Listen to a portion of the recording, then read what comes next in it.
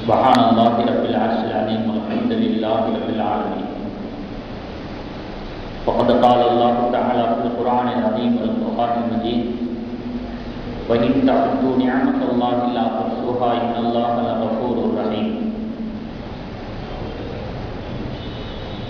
فقال الله تعالى في آية أخرى: لئن شكرتم لأزيدنكم إلى آخر الآية. صدق الله العظيم. நிறையுடைய வாழ்வழித்து நெடுநிலத்தை காப்பதற்கு மறையளித்த இறைவனுக்கே மாபெரும் புகழனைத்தும், சத்திய தூதராம் நபிகள் நாயகம் ஸல்லல்லாஹு அலைஹி வஸல்லம் அவர்களின் மீதும், அவர்களின் வழிவாழ்ந்த சத்திய சஹாபா பெருமக்கள் மீதும், நம் அனைத்து நல்லடியார்களின் மீதும் ஏக வல்லோனின் சாந்தியும் சமாதானமும் என்றென்றும் நின்று நிலவட்டமாக. கண்ணியத்திற்குரிய இஸ்லாமிய பெரியோர்களே, சகோதரர்களே, 16வது அத்தியாயம் 18வது வசனத்திலே திருமறை குர்ஆனுடைய ஒரு வசனம் நாம் வினாடிக்கு வினாடி அனுபவித்துக் கொண்டிருக்கக்கூடிய அல்லாஹ்வுடைய அருட்கொடைகளை நினைவுபடுத்தக்கூடியதாக, நம்முடைய சிந்தனைக்கு கவனப்படுத்தக்கூடிய ஒரு ஆயத்தாக, வசனமாக இருப்பதை நாம் பார்க்கிறோம். وَإِن تَعُدُّوا نِعْمَةَ اللَّهِ, அல்லாஹ்வுடைய அருட்கொடைகளை நீங்கள் எண்ண முற்பட்டால், கணக்கிடுவர்களேயானால், லா துஹ்ஸூஹா, அதை ஒரு எண்ணிக்கைக்குள் கொண்டு வர முடியாது. எண்ணிக்கையால் அதை மட்டுப்படுத்திவிட முடியாது. இன்னல்லாஹ லகஃபூருர் ரஹீம், அல்லாஹ் மன்னிப்பவனாக கருணை கொண்டவனாக இருக்கிறான் என்று இந்த வசனத்தை அல்லாஹ் தஆலா முடிக்கிறார். அல்லாஹ்வால் தரப்பட்டிருக்கிற, வழங்கப்பட்டிருக்கிற ஏராளமான நிஅமத்துக்கள் நம்மை சூழ்ந்திருக்கிறது. ஒவ்வொரு வினாடியும் அல்லாஹ்வுடைய உதவியை, கருணையை அருட்கொடைகளாக அள்ளி பருகிக் கொண்டிருக்கிறோம், சுவாசித்துக் கொண்டிருக்கிறோம். அல்லாஹ்வுடைய நிஅமத்து என்று சொன்னால் எல்லாமே, எதையுமே நாம் விட்டுவிட முடியாது. விடுபடாத ரீதியிலே விளக்கி சொல்லிவிட முடியாது. அவைகளை எழுத்து வடிவிலே அளவிட்டு விட முடியாது, சொல்லி முடித்துவிட முடியாது. ஒரு எழுத்துகளுக்குள்ளாக, வார்த்தை வரிகளுக்குள்ளாக அவைகளை எல்லாம் அடக்கிவிடவும் முடியாது. அப்படிப்பட்ட அருட்கொடைகள் ஏராளம் இருக்கிறது. எதை விடுறது? வீடு வாசல் அல்லாஹ்வுடைய நிஅமத்து தான். பிள்ளை குட்டிங்க அல்லாஹ்வுடைய நிஅமத்து தான். அறிவு மற்றும் அந்தஸ்து அல்லாஹ் கொடுத்திருக்கிற நிஅமத்து தான். தொழில், வேலை, வருமானத்திற்கான, சம்பாத்தியத்திற்கான மூலதனங்கள் அல்லாஹ்வுடைய அருட்கொடைகள் தான். பார்க்கிறது, கேட்கிறது, கேள்விப்படுறது, கேள்வியா கேட்கிறது, எல்லாமே அல்லாஹ்வுடைய அருட்கொடை தான். உடல் நலமும் தேக ஆரோக்கியமும் அல்லாஹ்வுடைய அருட்கொடை தான். வாய் வழியாக நீர் அருந்தி வயிற்றுக்குள் சென்று ஆகாத நீரை சிறுநீராக சுலபமான முறையிலே வெளியேற்றுவதற்கிறது, இது அல்லாஹ்வுடைய அருட்கொடை தான். நாம் கொண்டிருக்கக்கூடிய ஈமான், நாம் நம்பிக்கை கொண்டிருக்கக்கூடிய இஸ்லாம், இதுவும் அல்லாஹ்வுடைய அருட்கொடை தான். உட்கொள்கிற உணவு வயிற்றுக்குள் சென்று தேவையான சத்துக்களை உள்வைத்து தேவையில்லாத கழிவுகளை நோவினையின்றி வெளியேற்றுகிறது பாருங்க, அது கூட அல்லாஹ்வுடைய நிஅமத்து தான். அதனால தான் கழிவறையிலிருந்து வெளியேறும் பொழுது பெருமானார் ஸல்லல்லாஹு அலைஹி வஸல்லம் அவர்கள் அழகான துஆவை சொல்லி தந்திருக்கிறார். ஓ குர்ஆனுக்கு அல்ஹம்துலில்லாஹி அல்லதி அத்ஹப அன்னி அதா வ ஆஃபானி. அல்லாஹ்விடத்தில் நான் மன்னிப்பு தேடுகிறேன், புகழனைத்தும் அல்லாஹ்வுக்கே. அத்ஹப அன்னில் அதா, நோவினை தரக்கூடிய இந்த கழிவுகளை என்னிடமிருந்து இலகுவான முறையிலே வெளியாக்கி எனக்கு சுகமளித்தானே, எனக்கு ஆரோக்கியத்தை தந்தானே, அப்படிப்பட்டவனுக்கு அல்ஹம்துலில்லாஹ், புகழ் அனைத்தும் அவனுக்கே என்று சொல்லிவிட்டு வெளியே வாருங்கள். வெளியே வந்து சொல்லுங்க, உள்ள சொல்லக்கூடாது, வெளியில வந்து சொல்லணும். ஆக அந்த துவாவே நமக்கு அல்லாஹ் தந்திருக்கக்கூடிய அருட்கொடைகளை பல வகையிலும் உணர்த்தக்கூடியதாக இருக்கிறத நம்ம பார்க்கிறோம். எத்தனையோ நியமத்துக்கள் அது இல்லை என்று சொன்னால் நம்மால் வாழ முடியாது. அல்லாஹ்வுடைய ஒவ்வொரு நியமத்துக்கும் நம்முடைய கவனத்தில் இருக்கிற வரைக்கும் நம்ம செய்யக்கூடியது ஒரே ஒரு விஷயம் தான், அல்ஹம்துலில்லாஹ் அப்படின்னு சொன்னா முடிஞ்சு போச்சு. ஒவ்வொரு நியமத்துக்கும் ஒவ்வொரு அமலுக்கும் நம்ம சொல்லக்கூடிய அல்ஹம்துலில்லாஹ் ஈடாகி விடுகிறது, நிவர்த்தியாகி விடுகிறது. இன்னும் அதை கொண்டு ஏராளமான நியமத்துக்கள் தருவதாக வாக்குறுதியும் அளிக்கப்பட்டிருக்கிறது. வல்லரஹ்மான் லஇன் ஷக்கர்தும் லஅஸீதன்னகும், எனக்கு நீங்கள் நன்றி செலுத்துவீர்களே ஆனால் உங்களுக்கு நான் தந்த அருட்கொடைகளை இன்னும் அதிகரித்து தருவேன். ஆனா அப்படி நம்ம செய்யறதில்லை. அல்லாஹ் கொடுத்திருக்கக்கூடிய அருட்கொடைகளும் அதற்கு நாம் செலுத்திய நன்றி வார்த்தைகளும் எந்த வகையிலையும் சமமாகாது. அப்படிப்பட்ட ஒரு நிலையிலே நாம் அல்லாஹ்வுடைய அருட்கொடைகளை அனுபவித்துக் கொண்டிருக்கிறோம் என்ற போதிலும் கூட இன்னும் எவ்வளவு அருட்கொடைகளை நம்முடைய வாழ்க்கையிலே அள்ளி பொழிந்திருக்கிறான் என்பதை நினைவில் கொள்வதுதான், நினைவூட்டுவதுதான் இந்த அருமையான ஒரு நேரத்திலே நாம் தெரிந்து கொள்ளக்கூடிய ஒரு விஷயமாக இருக்கிறது. வானத்திலேயும் சரி பூமியிலேயும் சரி அல்லாஹ் ஒருவன் தான் என்பதற்கான அந்த ஏகத்துவ அடையாளங்களை, ஆதாரங்களை, சான்றுகளை வல்லரஹ்மான் ஏராளமாக வைத்திருக்கிறார். இவைகளை கவனிக்காத பட்சத்திலே, அலட்சியப்படுத்துகின்ற பட்சத்திலே அங்கேதான் ஷிர்க் ஏற்பட்டு விடுகிறது, இணை வைத்தல் ஏற்பட்டு விடுகிறது. வானத்திலேயும் பூமியிலேயும் இதர பல பகுதிகளிலேயும் அல்லாஹ் ஒருவன் தான் இருக்க முடியும், அல்லாஹ்வாக இருப்பவன் அவன் ஒருவனாகத்தான் இருக்க முடியும் என்கிற ஆதாரங்களாக நம்முடைய ஆய்வினுடைய முடிவு நம்முடைய சிந்தனைக்கு தெளிவாக கூறினால் ஒருபோதும் இணை வைக்க மாட்டோம். இணை வைப்பு என்பது மனித சமுதாயத்தில் ஏற்படாது. முறையாக சிந்திக்க தவறிய காரணத்தினாலே இணை வைப்பு என்ற ஒன்று பல இடங்களிலும் பரவி கிடக்கிறது. என்ற போதிலும் சுப்ஹானல்லாஹ், அல்லாஹ் அதிலிருந்து பரிசுத்தமானவனாக இருக்கிறார். மனிதனுடைய உடலையே எடுத்துக்கங்களேன், ஏராளமான உயிரினங்களுடைய அடையாளங்கள், ஆதாரங்களை உதாரணமாக காட்டலாம். நமக்குள்ளிருந்தே ஆரம்பிப்போம். மனிதனுடைய உடலை எடுத்துக்கங்க, அதிசயத்தக்க ரீதியில எவ்வளவு அடையாளங்களை உட்புகுந்து வைத்திருக்கிறான், உள்பொதிந்து வைத்திருக்கிறான். மனிதனுடைய சிறப்பு அம்சங்கள், அவனுடைய மூக்கை எடுத்துக்கங்க, சொல்லப்படுகிறது 10,000 வகையான வாசனை வேறுபாட்டை உணரக்கூடிய அற்புதமான அதிசக்தி படைத்தது இந்த மூக்கு. எவ்வளவோ வாசனை வகைகள் இருக்கிறது, 10,000 வரைக்கும் வேறுபாட்டை அறிய முடியும் இந்த மூக்கினால். இரண்டாவது ஒரு விஷயம் சொல்லப்படுது, முதுகு. உலகத்துல ஜீவரவாசிகளிலேயே தன்னுடைய முதுகை மல்லாந்து படுக்க பயன்படுத்திக் கொண்டு உறங்கக்கூடிய ஒரு இனம் மனித சமுதாயம் மட்டும்தான். வேற எந்த உயிரும் மல்லாந்து படுத்துக்கிட்டு இருக்காரு. அப்படி ஒரு வாய்ப்பினை வல்லரஹ்மான் மனிதனுக்கு வழங்கியிருக்கிறான். மனிதனுடைய கண்களில் இருக்கக்கூடிய லென்ஸ் இருக்கு பாருங்க, வாழ்நாள் முழுவதும் வளரக்கூடிய ஒரு தன்மையை அல்லாஹ் அதற்கு கொடுத்து நமக்கு வைத்திருக்கிறான். நம்முடைய உடம்பிலே கோபப்படுவதற்கு 43 தசைகளை அசைக்க வேண்டிய நிர்பந்தம் ஏற்படுகிறது. கோபப்படுவதற்கு 43 தசைகளை அசைக்கணும். சிரிப்பதற்கு 17 தசைகளை அசைத்தால் போதுமானதாக வல்லரஹ்மான் வழங்கியிருக்கிறான். அடுத்து ஒன்று முக்கியமானதை சொல்லப்படுகிறது. மனிதன் ஆரம்பத்தில் கருவாக உருவாகும் பொழுது ஆரம்ப தோற்றம் எப்படி இருக்கும்?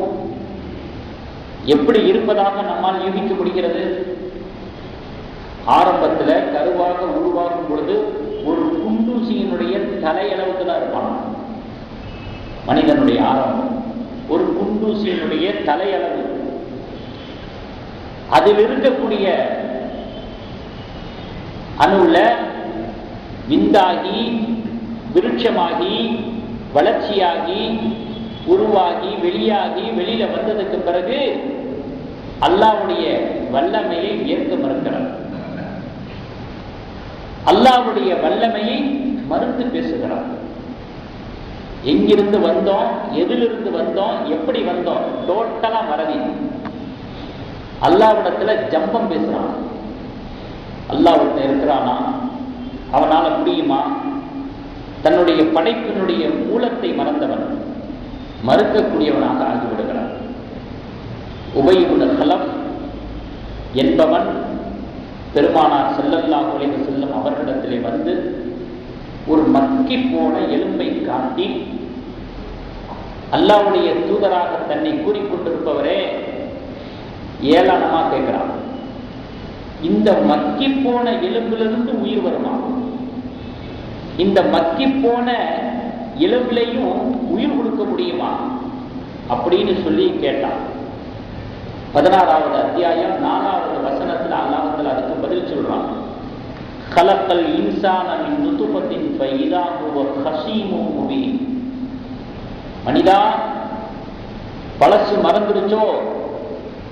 எதிலிருந்து வந்தாய் என்பது நினைவு இருக்கிறதா? அல்லாஹ் சொல்லுகிறான், விந்து துளியிலிருந்து அல்லாஹ் மனிதனை படைத்தான். ஃபைதா ஹுவ, இப்ப என்னன்னு கேட்டா ஹஸீமுன் முபீன், பகிரங்கமாக வார்த்தை போராட்டம் நடத்துகிறார். பகிரங்கமான வார்த்தை போர் அல்லாஹ்விடத்துல தான். இப்படி அல்லாஹ்வே சொல்லி காட்டுகிறார். விந்து துளியிலிருந்து வந்தவன் வந்து வெளியானதற்கு பிறகு உருவமாகி தோற்றமாகி தனக்கான உரிய இடத்தை வகித்துக் கொண்டு அல்லாஹ்விடத்திலேயே போராட்டம் பண்ணுவான். அவனால முடியுமா, இது முடியுமா, அது முடியுமா? இது அல்லாஹ் தரக்கூடிய பதில். அல்லாஹ் எப்பொழுதும் ஷார்ட்டா தான் பேசுவான். வல வல கொல கொல்லாம் இருக்காது. எதிலிருந்து வந்த முடிஞ்சு போச்சு, அதிலேயே எல்லா பதிலும் இருக்குது. என்ன பதில் சொல்றான்? முன்மாதிரி இன்றி ஆரம்பமாக படைத்தவனுக்கு ஏற்கனவே இருந்து அழிந்து போன பொருளை மீண்டும் உருவாக்க முடியாதா மனிதா? என்ன கேட்கிற நீ? எதை மறுக்கிறாயோ அதை வேறொரு கோணத்திலே நம்பியவன் தான் நீ, நம்பி கொண்டிருப்பவன் தான் நீ. அதை ஏற்றுக்கொள்றியல்ல? இப்ப இதுல என்ன உனக்கு சந்தேகம்? முன்மாதிரியின்றி ஆரம்பமின்றி திடீர்னு அல்லாஹ் ஒன்றை உருவாக்குறான். அப்படிப்பட்டவனுக்கு ஏற்கனவே இருந்தது, அதை மறுபடியும் கொண்டு வர முடியாதா என்பதாக பதிலாக இந்த வசனத்தை இறக்கி வைத்து பேசுகிறான். மனுஷனுடைய ஒரு மோசமான குணம் என்ன தெரியுங்களா? முதல்லயே ஒரு கருத்தை முடிவு செஞ்சிருவான் தன் தரப்புல இருந்து. அந்த முடிவு செய்யப்பட்ட கருத்துக்கு மாற்றமான எந்த ஒரு கருத்தா இருந்தாலும் அதை செவி மடுக்க கூடாதுங்கிறது பிடிவாதமா இருக்கும். அப்படியே செவி மடுத்தா கூட ஏற்றுக்கொள்ள கூடாதுங்கிறதுல அதை விட பிடிவாதமா இருப்பான். ஏற்றுக்கொள்ளாததோட தொலைஞ்சு போனா பரவாயில்லை, அதை மறுப்பதற்கும் எதிர்ப்பதற்கும் துணிந்து நிற்பான். இது அவரிடத்துல இருக்கக்கூடிய சல்லித்தனமான குணம். அல்லாஹ் சொல்லுகிறான், இன்னல் இன்சான குலிக ஹலூஆ. 70வது அத்தியாயம் 19வது வசனம். மனுஷன் இருக்கிறானே அவசரக்காரன், என்ன ஏதுன்னு யோசிக்க மாட்டான், முன்பின் யோசிக்க மாட்டான், ஆளாகலம் பார்க்க மாட்டான், ஆரம்ப இறுதி பார்க்க மாட்டான்.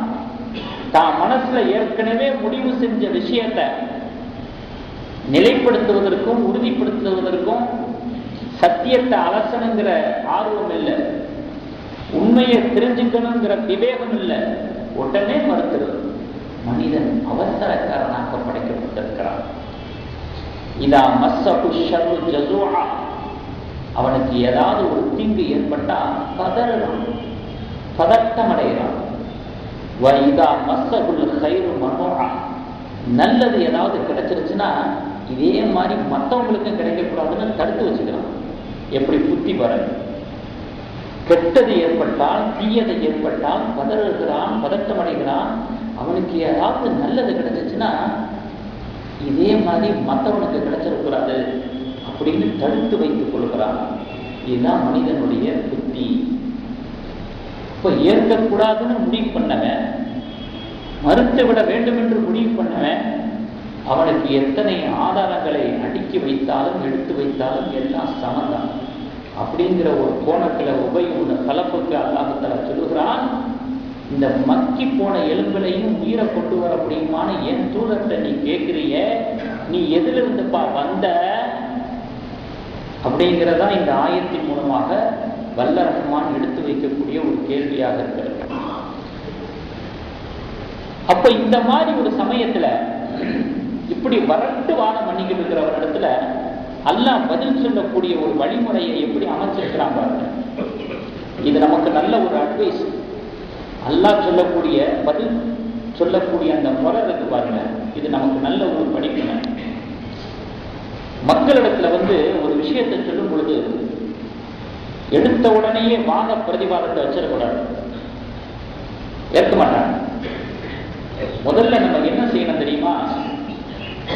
எல்லாராலும் ஏற்றுக்கொள்ளக்கூடிய விரும்பக்கூடிய ஒரு அடிப்படையான கருத்துக்களை முதல்ல சொல்லணும்.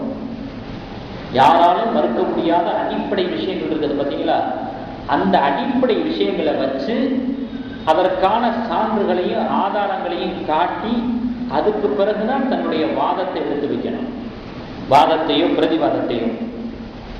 இதுதான் ஒரு வாதத்தை முன் வச்சு பேசக்கூடிய அழகான வழிமுறை. அப்ப எடுத்த உடனே மக்கி போன எலும்புல அல்லாஹ் உயிர் கொடுப்பான் அப்படின்னு சொன்னா அவன் ஏற்றுக்க மாட்டான். அல்லாவை நம்பிக்கை கொள்ள செய்வதுதான் இங்க வாதம்.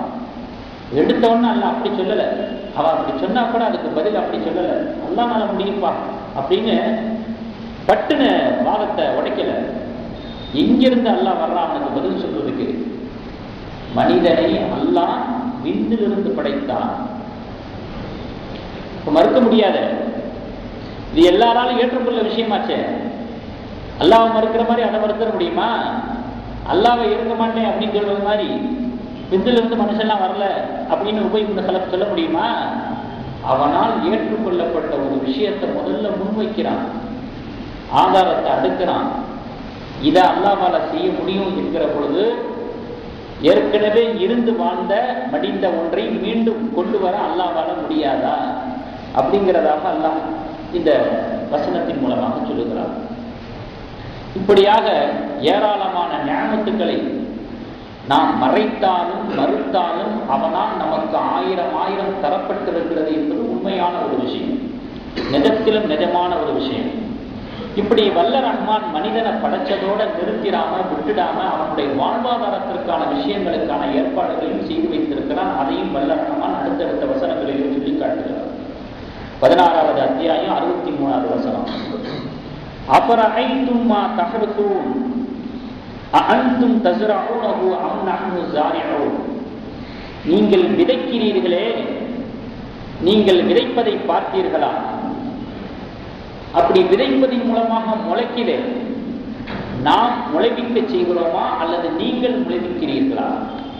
முளைப்பிக்கிறது நீங்க முளைக்க வைக்கிறீங்களா அல்லது நாம முளைக்க வைக்கிறோமா அப்படின்னு வாழ்வாதார விஷயத்துக்கு வல்ல ரஹ்மான் வருகிறார். இப்ப பாருங்க, இந்த ஆயத்துல அல்லாஹ்வுல ஒரு கேள்வியா முன்வைக்கிறார். அதன் மூலமா ஒரு செய்தியை நம்ம சொல்றான். கேள்வி கேட்கல, ஒரு செய்தியை சொல்ல வர்றதா கேள்வி தோரணையில எல்லாம் கேட்கிறான். வயல், விவசாயம், விவசாயம் பண்ணும் பொழுது உழுகுறது, தண்ணி பாய்ச்சிறது, களை எடுக்கிறது, இது மட்டும்தான் நம்மளால முடியும். மனித முயற்சிகளுடைய எல்லை அது வரைக்கும் தான். அதற்கடுத்து சில விஷயங்கள் இருக்குது, அது மனிதனோட சம்பந்தப்பட்ட விஷயம் அல்ல. என்னது? முளைப்பிக்க வைக்கிறது. முளைச்சது பெரிதாகி பலன் தருவது, இது மனிதனோட சம்பந்தம் இல்லாத விஷயம், முழுக்க முழுக்க அல்லாஹ்வோட சம்பந்தப்பட்ட விஷயம். விதைக்கிற வித்துக்கள் எல்லாம் முளைக்கிறது இல்லை, பழுதாகி போய் விடுகிறது. அப்படியே முளைச்சாலும் கூட அப்படி முளைச்ச அந்த விதைகள் எல்லாம் பயிராகிறது இல்லை, பதராகவும் ஆகி போயிடுறது. அப்படியே பதராகாம பயிராகி வந்தா கூட அது பெரிதாகி வந்ததற்கு பிறகு அதிலிருந்து நாம் பலனை முழுமையாக பெற்றுவிட முடியுமா என்று சொன்னால் அதுவும் முடியாது. கைக்கு கிடைக்குமா கிடைக்காதா தெரியாது. அப்போ கடைசியில இறைவனுடைய அல்லாஹ்வுடைய சில சக்தி தான் வேலை செய்யுது. மனிதனுடைய சக்தியும் முயற்சியும் ஒரு எல்லையோட நின்று அந்த இறுதியில உள்ள அல்லாஹ்வுடைய வேலையினாலதான் சக்தியினாலதான் நம்ம சாப்பிட்டு கொண்டிருக்கிறோம், வாழ்வாதாரத்தை பெற்றுக் கொண்டிருக்கிறோம். இல்ல ஒரு மனிதனுடைய சக்தியால கடைசி வரைக்கும் சென்றடைந்து அதனுடைய வேலையை கம்ப்ளீட் பண்ண முடியும் அப்படின்னு சொன்னா எந்த ஒரு விவசாயம் வித்து பழுதாகி போக விரும்ப மாட்டான், பயிர் பதறாகி போக விட மாட்டான். பயிர் பூரணமாகி பெரிதாகி வந்ததுக்கு பிறகு கை நழுவ விட மாட்டான். எந்த ஒரு விவசாயம் அதை செய்ய விரும்ப மாட்டான். இப்ப அவன் விருப்பம் இல்லாம ஒன்று நடக்குது அப்படின்னு சொன்னா மனித சக்தி ஒரு குறிப்பிட்ட எல்லையோட அடங்கிடுது.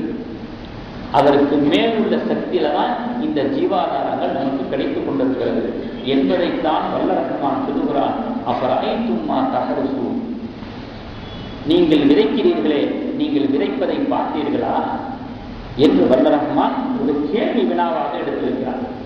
அதனால்தான் பெருமானார் ஸல்லல்லாஹு அலைஹி வஸல்லம் அவர்கள் சொன்னாங்க, நான் பயிராக்கினேன் என்று நீங்க சொல்லாதீங்க, நான் விதைத்தேன் அப்படின்னு சொல்லுங்க. விதைக்கிறது மட்டும்தான் நம்ம வேலை, அதை பயிராக்குறது அல்லாஹ்வுடைய வேலை என்பதாக பெருமானார் ஸல்லல்லாஹு அலைஹி வஸல்லம் அவர்கள் சொல்லியிருக்கிறார். 3 வித்துக்கள் இருக்குது. அங்கே அல்லாஹ் தஆலா விஷயத்துக்கு வர்றான். என்ன 3 வித்துக்கள்?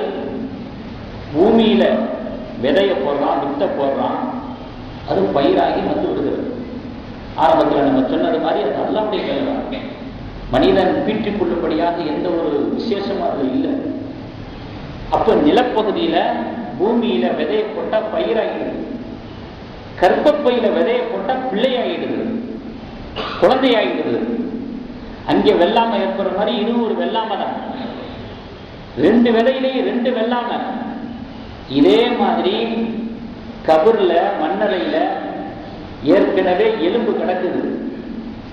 இருக்கக்கூடிய மக்கி போன அந்த எலும்புல அசலான சில துகள்கள் இருக்கும். அந்த அசலான எலும்புல இருக்கக்கூடிய ஒட்டி கொண்டிருக்கக்கூடிய விதைகள் இருக்கும். அந்த விதையிலிருந்து மீண்டும் மனிதனை என்னால் கொண்டு வர முடியாதா மனிதா? விதையிலிருந்து பயிரை கொண்டு வர்றதுல உனக்கு என்ன சம்பந்தம் இருக்குது? கர்ப்பப்பையில ஒரு குழந்தையை கொண்டு வர்றதுல உனக்கு என்ன சம்பந்தம் இருக்குது? நீ கோடிக்கு அதிபதியாரு அல்லது உலகமே கோலோச்சக்கூடிய செல்வாக்குல இருக்கு, ஒரு குழந்தையை கொண்டு வர முடியுமா? அதுல ஏதாவது உனக்கு சம்பந்தம் இருக்கா? விதைய பயிராக்குறதுல சம்மந்தம் இல்லை, கர்ப்பப்பையில கருவை உருவாக்குறதுல சம்மந்தம் இல்லை. எல்லாம் ஏன் வேலை? மண்ணறையில ஏற்கனவே இருக்கக்கூடிய எலும்பை மறுபடியும் உயிராக்கி கொண்டு வர முடியாதா? மீண்டும் மனிதனை கொண்டு வர முடியாதா என்பதைத்தான் வல்ல ரஹ்மான் இந்த வசனத்தில் சொல்லி காட்டுகிறார். அடுத்து பாருங்க, அல்லாஹ்வுடைய அருட்படைகளை அல்லாஹ்வுடைய வல்லமைகளை கொண்டு எப்படியெல்லாம் நாம் அனுபவித்துக் கொண்டிருக்கிறோம். இதை சொல்லிட்டு அல்லாஹ் சொல்றான், லவ் நஷாஉ லஜஅல்நாஹு ஹுதாமன் ஃபலல்தும் தஃபக்கஹு. இப்படியெல்லாம் விவசாயத்தை செழிப்பானதாக, வேளாண்மை உள்ளதாக, வெள்ளாமை உள்ளதாக ஆக்காம நாம் கூழாமையாக ஆக்கிவிட்டார். இப்படி ஒரு பார்ப்பதற்கு பரவசத்தை தரக்கூடிய, மகிழ்ச்சியை தரக்கூடிய, ஒரு பசுமையை தரக்கூடிய, நல்ல முதிர்ந்த விளைந்த பயிர்களாக விவசாயத்தை நம்ம ஆக்காம அவைகள் அனைத்தையுமே நாம் கூலமாக ஆக்கிவிட்டார், ஒன்றுமில்லாம ஆக்கிவிட்டார். பலர்த்தும் தஃபக்கஹு, நீங்கள் ஆச்சரியமாகி அதிர்ச்சியாகி போய்விடுவீர்கள். போச்சே, எல்லாம் போச்சே, கவலை உள்ளத்திலே குடிகொண்டு விடும், கைசேதமாகிவிடும், நஷ்டமாகிவிடும்.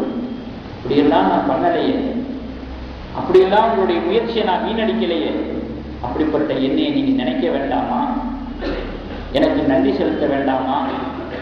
எனக்கு அடிபணிந்து உங்களுடைய வாழ்க்கையினுடைய அத்தனை அம்சங்களையும் அமைத்துக் கொள்ள வேண்டாமா என்று வல்ல ரஹ்மான் இறுதியாக தன்னுடைய விஷயத்துக்கு வருகிறது. அற்புடைகளை அள்ளி அள்ளி கொடுத்ததை வரி வரியா சொல்லுவான். கடைசியில இப்படிப்பட்ட என்ன மறந்துட்டு வாழ்ற வாழ்க்கை உங்களுக்கு தேவையா? அந்த மறதி உங்களுக்கு ஏற்படலாமா என்பதாக வல்ல ரஹ்மான் முடிக்கிறார். அடுத்து பாருங்க, அப்புறம் அனைத்துமுன்மா அல்லது தஷரபு. அடுத்த ஒரு ஜீவாதாரம், முக்கியமான ஜீவாதாரம், நீரின்றி அமையாத உலகு என்று சொல்லக்கூடிய ஒரு விஷயம். நீங்கள் குடிக்கிறீர்களே, அந்த தண்ணீரை பார்த்தீர்களா? 56வது வசனம், 56வது அத்தியாயம் 68வது வசனத்தில் அல்லாஹ் கேட்கிறான், நீங்கள் குடிக்கக்கூடிய தண்ணீரை பார்த்தீர்களா? அன்தும் அன்சல்துமூஹு மினல் முஸ்னி அம் நஹ்னுல் முன்சிலூன். மேகத்திலிருந்து அந்த மழை நீரை, தண்ணீரை நாம் இறக்குகிறோமா அல்லது நீங்க இறக்குறீங்களா என்று அல்லாஹ் தஆலா கேட்கிறான். அர்ஷுக்கு கீழே ஒரு கடல் இருக்கிறான். அந்த கடல்ல தான் அத்தனை உயிரினங்களுடைய உணவுகள் இருக்கிறது. அனைத்து ஜீவ வர்க்கங்களுக்கான உணவுகளை வல்ல ரஹ்மான் அதுல தான் வச்சிருக்கிறான். அல்லாஹ்வுடைய அறிவிப்பு கிடைச்சதுக்கு பிறகு, உத்தரவு கிடைச்சதுக்கு பிறகு அதுல இருந்துதான் அந்த உணவுகளை தாங்கிய அந்த நீர் ஆகாரங்கள் ஒரு வானத்திலிருந்து இன்னொரு வானம், அந்த வானத்திலிருந்து இன்னொரு வானம், இப்படி படிப்படியாக ஒவ்வொரு வானத்தையும் தாண்டி தாண்டி கடைசியில உலகத்தினுடைய வானத்துக்கு வரலாம். அந்த வானத்துக்கு வந்ததற்கு பிறகு மீண்டும் வல்ல ரஹ்மான் அறிவிப்பு செய்கிறான், நீ பூமியை நோக்கி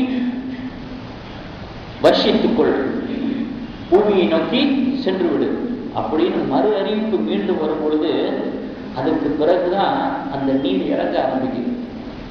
அப்படி இறங்கக்கூடிய சமயத்துல கூட ஒவ்வொரு துளியும் அது எந்த அளவு இருக்கணும், எந்த அளவு எடை கொண்டதா இருக்கணும், எந்த இடத்துல போய் விழுகணும் என்பதற்கான பொறுப்புகள் எல்லாம் அந்தந்த மலக்குக்கு சாட்டப்பட்டு இருக்கிறது.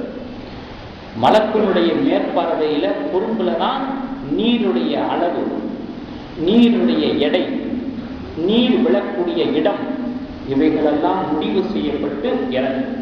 இப்படி அப்பாஸ் ரலியல்லாஹு தஆலா அவர்கள் சொல்றாங்க, வெள்ள பிரளயம் ஏற்பட்டுச்சு பாருங்க சமுதாயத்தையே அழிக்கிறதுக்கு நூல் எழுதின காலத்துல. அப்ப மட்டும் அல்லாஹ் அளவிடாமையே சரமாரியாக நீரை இறக்கிட்டான். பிரளயத்தில் எல்லாத்தையும் அழிக்கணும் அப்படின்னு அப்பாஸ் ரலியல்லாஹு சொல்றாங்க. மற்ற இதர பல சமயங்களிலே அளவிடப்பட்டு அந்த நீர் இறங்குகிறது. அந்த நீர் இறங்கி அது நமக்கு ஆகாரமாக அமைகிறது. அதுலேயும் அல்லாஹ் இன்னொரு நியாமத்தை நமக்கு புரிஞ்சிருக்கிறான். அல்லாஹ்வுடைய ஒவ்வொரு நியாமத்தும் அது இல்லைன்னா நம்முடைய வாழ்க்கைக்கு வேட்டாகி போயிடும், நம்முடைய வசதி வாய்ப்புக்கு வேட்டாகி போயிடும். நான் சொல்றது பொதுவான அனைவர்களோடு சம்பந்தப்பட்ட நியாமத்தை சொல்றேன். தனிப்பட்ட முறையில் ஒவ்வொருத்தர்களுக்கு நியாமத்து அது ஏறாலாம். அப்படி ஆகாயத்திலிருந்து வரக்கூடிய அந்த மழை நீர் கூட அதனுடைய அசல் வேகத்துல வந்துச்சுன்னு சொன்னா பூமியில எல்லாமே பள்ளமாய் போயிடும். எந்த நடப்பன பரப்பன எந்த உயிரினங்களும் மிச்சம் இருக்காது, தன்னுடைய இயல்பான நிலையில வாழ முடியாது. அதனுடைய அசலான வேகத்தை குறைக்கிறதுக்காக வேண்டி வல்ல ரஹ்மான் பல தடைகளை ஆகாயத்தில் ஏற்படுத்தி வச்சிருக்கிறான். Speed break. அந்த பல தடைகளோட வேகமாக வரக்கூடிய அந்த நீர் முட்டி மோதுகிற பொழுது அதனுடைய வேகம் கட்டுப்படுத்தப்படுகிறது. பல ஸ்பீட் பிரேக்கை தாண்டி பல தடைகளோட முட்டி மோதி அதனுடைய வேகக்குறைவு ஏற்பட்டு பூமியை வந்து தொடும் பொழுது, நிலப்பகுதியை வந்து தொடும் பொழுது மிதமான முறையில நமக்கு தேவையான முறையில இயல்பான முறையில வல்ல இறக்கி வைக்கிறார். கொடுக்கிறது ஒரு அம்சம்னா கொடுக்கிற முறை அதை விட பெரிய அம்சமா இருக்கு. இப்படியாக நாம் அனுபவித்துக் கொண்டிருக்கிறோம் அல்லாஹ்வுடைய அடிப்படையில். லவ் நஷாஉ ஜஅல்நாஹு உஜாஜன். அடுத்து அல்லாஹ் கேட்கிறான், அதே 56வது அத்தியாயம் 70வது வசனத்துல கேட்கிறான், இப்படி நம்ம இறக்கி வைக்கக்கூடிய இந்த தண்ணியை உப்பு தண்ணியா ஆக்கிட்டான், உப்பு நீராக ஆக்கிட்டான். பலவுலா தஷ்குரூன், நீங்க எனக்கு நன்றி செலுத்த வேண்டாமா? அவளோடு எதிர்பார்த்து கொண்டிருக்கிறீங்களே, மழை பெய்யாதா, மேகம் சூழ்ந்துருச்சா, கருமேகம் வந்துருச்சா, சூழல் பேஞ்சிடாதா, மழை கொட்டுன்னு கொட்டாதா, உங்களுடைய ஆவல்களை எல்லாம் ஆர்வங்களை எல்லாம் பொய்ப்பிக்கக்கூடிய ரீதியிலே இறக்கிய நீரை எல்லாம் ஓப்பாக ஆக்கி விட்டார். என்ன பண்ணுவீங்க? பலவுள்ள அதிர்ஷ்டு, நீங்கள் எனக்கு நன்றி செலுத்த வேண்டாம். அந்த ஓப்பு நீரே இருக்கக்கூடிய கடல்ல கூட உப்பு நீர் மேலோக்கியதாகவும் அதற்கு கீழே மதுரமான நீராகவும் வல்லரகமாக வைத்திருக்கிறான். அது எவ்வளவு பெரிய ஒரு ஆச்சரியமான அதிசயமான விஷயம் தான். கடல் தண்ணி உப்புன்னு ஈஸியா சொல்லிடுறோம். உப்பு தண்ணீரை மேலோங்கிய ரீதியாக அல்லாஹத்துல வச்சுட்டு அதுக்கு கீழே மதுரமான நீரை வச்சிருக்கிறான். அப்போ மழை நீரை ஓப்பு நீராக ஆக்கிவிட்டார் அப்படின்னு சொல்றதோடு நிறுத்திடாம நமக்காக வேண்டி ஓப்பு நீர் இருக்க கூட அதற்கு கீழாக மதுரமாக ஆக்கி வைத்திருக்கிறான். அந்த அளவுக்கு வல்ல ரஹ்மானுடைய வல்லமையை பிழிந்து ஞானத்தாக ஆக்கி வல்ல ரஹ்மான் நமக்கு தந்து கொண்டிருக்கிறான் என்பதை நாம் மறந்து விடக்கூடாது. இன்னொரு ஆயத்தில் சொல்றான், அப்புறம் ஆயத்து நாவலத்தின் தூரும், நீங்கள் மூட்டுகிறீர்களே நெருப்பு, அதை கொஞ்சம் கவனிச்சீங்களா? அன்தும் அன்ஷஅத்தும் ஷஜரத்தஹா அம் நஹ்னுல் முன்ஷிஊன், அந்த நெருப்பு மூட்டுதலுக்கு தேவையான மரத்தை மரக்கட்டையை நாம் உண்டாக்கினோமா அல்லது நீங்கள் உண்டாக்கினீர்களா? இந்த காலத்துல இந்திய நாட்டுல நெருப்பு மூட்டதா இருந்தா சிக்கி முக்கி அப்படின்னு ஒரு கல் இருக்குதான், அந்த 2 கல்லை வச்சு உரசனா உடனே நெருப்பு வந்துடும். நம்ம நாட்டில் அரேபியர்கள் என்ன செய்வாங்கன்னு கேட்டால் 2 மரக்கட்டையை போட்டு உரசுவாங்க, உடனே நெருப்பு வந்துடும். அதை வச்சுதான் எல்லாம் அந்த ஆயத்தில் போய் இறங்கி கேட்கிறான், அதனுடைய மரங்களை மரக்கட்டைகளை தேவையான சாதனைகளை நீங்கள் உண்டாக்குவீர்களா? நான் உண்டாக்கினோம். நான் ஜானாக தவிக்கிறதும் மத்தாஹல்லை முத்துவி, இவைகளெல்லாம் எதற்காக வேண்டி நாம் சொல்கிறோம் என்று சொன்னால் உங்களுக்கு நினைவுபடுத்துவதற்காக. மத்தாஹல்லை முத்துவி, வனவாசிகளுக்கு இது ஒரு ஆரோக்கியமானதாக இருக்கிறது. காட்டுவாசிகள் வனப்பகுதியில் வாழ்றாங்கல்ல, அவங்களுக்கெல்லாம் இது ஒரு ஆரோக்கியத்தை தரக்கூடிய சாதனம், நெருப்பு மூட்டக்கூடிய சாதனம் என்று அல்லாஹ் சொல்லுகிறான். என்ன இது உங்களுக்கு நினைவூட்டக்கூடிய உபதேசிக்கக்கூடிய ஒரு விஷயம்னு எதை வச்சு சொல்றான் அப்படின்னு சொன்னா, நரக நெருப்பை இதற்கு ஒரு முன்மாதிரியாக, நரக நெருப்பு எப்படி இருக்கும் அப்படிங்கிறதுக்கு இதை ஒரு முன்மாதிரியாக வச்சுக்கோங்க, ஞாபகம் கொள்ளுங்க. பெருமானார் ஸல்லல்லாஹு அலைஹி வஸல்லம் அவர்கள் சொன்னாங்க, ஆதமுடைய மகன் மூட்டக்கூடிய அந்த நெருப்பு இருக்கு பாருங்க, நரகத்தினுடைய சூட்டுல 70ல் 1 பங்கு தான் அப்படிங்கிறாங்க. மிச்சம் 69 பங்கு அங்கே நரகத்துல நம்ம பார்க்க போறோம். ஆக பச்சை மரத்திலிருந்து நெருப்பை கொண்டு வந்தவன் மரணித்தவர்களிலிருந்து மீண்டும் உயிரை கொண்டு வர முடியாதா என்கிற ஒரு படிப்பினையும் ஒரு பாடமும் இருக்கிறது. வனவாசிகளுக்கு இது ஆரோக்கியம் தரக்கூடிய சாதனம் அப்படின்னு ஏன் குறிப்பிட்ட வனவாசிகளை காட்டுவாசிகளை ஏன் அல்லாஹ் இங்கே இடத்துல குறிப்பிடுறான் அப்படின்னு சொன்னா, புல் நீர் கட்டிடம் இல்லாத வசதி இல்லாத ஒரு சூழ்நிலையில வாழக்கூடியவங்க, அவங்களுக்கு தான் நெருப்பினுடைய தேவை அதிகமாக இருக்குது. மிருகங்களை விரட்டுவதற்காக வேண்டியும், குளிர் காய்வதற்காக வேண்டியும், சமைப்பதற்காக வேண்டியும் பல பேரும் பல வகையில நெருப்பின் மூலமாக பயன்பெற்றிருந்தாலும் கூட இந்த வனப்பகுதியில் இருக்கக்கூடியவங்களுக்கு தான் முதல் தேவையாக இருக்கக்கூடியது, அதி முக்கிய தேவையாக இருக்கக்கூடியது இந்த நெருப்பு. அதனுடைய அருமை அவங்களுக்கு தான் தெரியும், மற்றவங்களை விட. அதனாலதான் வனவாசிகளுக்கு இது ஆரோக்கியம் தரக்கூடிய சாதனமாக வல்ல ரஹ்மான் நெருப்பு மூட்டக்கூடிய சாதனத்தை தந்திருக்கிறார் என்பதாக இந்த ஆயத்திலே அல்லாஹ் சொல்லி காட்டுகிறார். ஆக கண்ணியமிக்கவர்களே, இப்படியாக நிறைய அருட்கொடைகளை நம்ம சொல்லிக்கொண்டே போகலாம். இந்த அருட்கொடைகளை எல்லாம் விரிவாக சொல்ல வேண்டிய இடத்துல விரிவாக சொல்லி, சுருக்கமாக சொல்ல வேண்டிய இடத்துல சுருக்கமாக சொல்லி, அல்லாஹ் கேட்கிற கேள்வி என்னன்னா, அப்பபி நிஅமத்தில்லாஹி யஜஹதூன், இவைகளையெல்லாம் நினைவு கொண்டதற்கு பிறகு, தெரிந்து கொண்டதற்கு பிறகு, ஞாபகம் கொண்டதற்கு பிறகு அல்லாஹ்வுடைய நிஅமத்துக்களை நீங்கள் நிராகரிக்கிறீர்களா, மறுக்கிறீர்களா என்று வல்ல ரஹ்மான் தன்னுடைய ஆயத்தில் கேட்கிறான்.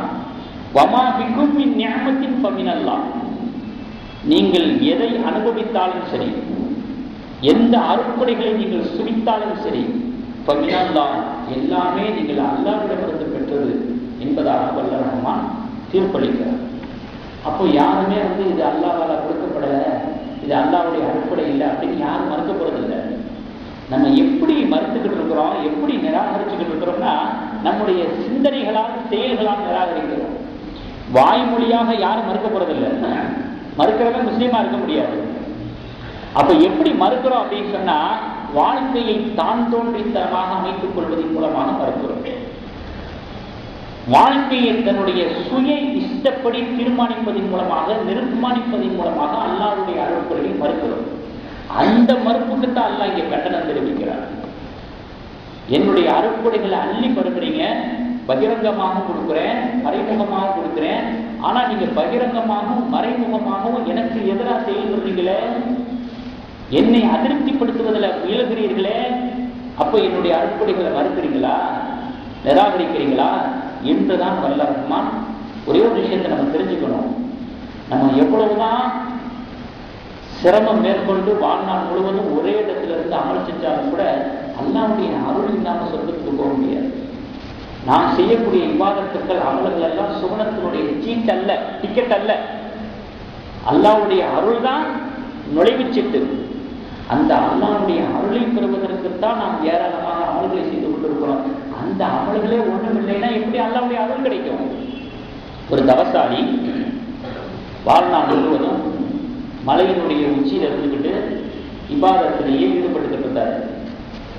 அவருடைய உணவு பக்கத்தில் இருக்கக்கூடிய மாதுளம்பழத்தை ஒன்று எடுத்து சாப்பிடுவாரு. நீர் சுனையிலிருந்து தண்ணீர் குடிப்பார். ஒரு மௌத்து வந்துச்சு, வஃபாத் வந்துச்சு, வஃபாத் ஆகிட்டார். அல்லாஹ் சொன்னா, என்னுடைய அருளின் மூலமாக, என்னுடைய தாராள மயத்தின் மூலமாக நீ சொர்க்கத்துக்கு போ அப்படின்னு அல்லாஹ் சொன்னான். உடனே அந்த தவசாலி ஆச்சரியமாயிட்டார், அதிர்ச்சி ஆயிட்டார். உன்னுடைய தயால குணத்தினாலதான் நான் சொர்க்கத்துக்கு போக முடியும் அப்படின்னு சொன்னா, அப்ப என்னுடைய அமல்களுடைய நிலை என்ன, என்னுடைய இபாதத்தினுடைய நிலைப்பாடு என்ன என்பது அவருடைய கேள்வியாக இருந்த உடனே அல்லாஹ்வுக்கு கோபம் வந்துருச்சு. இவனை நரகத்துக்கு கூட்டிட்டு போங்க அப்படின்னா மலக்குமார்கள் வந்தாங்க, நரகத்துக்கு பிடிச்சி இழுத்துட்டு போறாங்க. நரகத்துக்கு செல்லக்கூடிய வழியிலே தாகம் ஏற்படுகிறது. அவருக்கு தண்ணீர் தேவைப்படுகிறது. இங்கேயாவது தண்ணி இருக்குமான சுற்றி முற்றி பார்க்கிறான். ஒருத்தர் தண்ணியா வித்துக்கிட்டு போறாரு, வெளியே பேசி கொண்டு செல்கிறார். என்ன வேலை கேட்கிறான்.